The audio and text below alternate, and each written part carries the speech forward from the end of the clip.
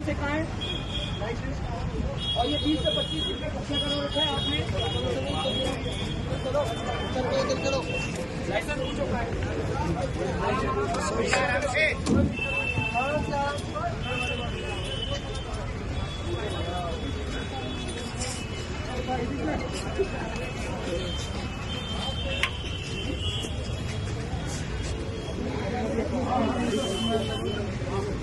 हमारे आने से पहले कब्जा था और अभी जो सूचना की अधिकारियों ने इनको कि भाई हमारे अधिकारियों ने इनको सूचना की तब इन्होंने हटाया है।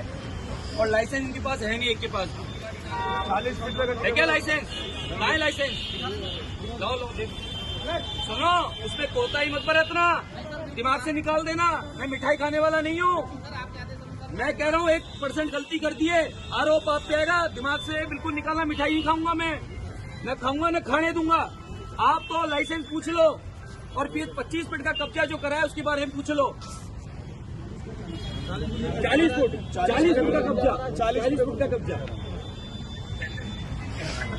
एक के पास भी लाइसेंस नहीं है, एक के पास भी 5 बट्टियां तो अभी अंदर रखी है, 5 बट्टियां। यहाँ टूरिस्ट आएगा कैसे? टूरिस्ट आएगा कैसे? यहाँ गंग मचा रखी है। कराची बनाना चाहते हो? ये अपरा काशी है।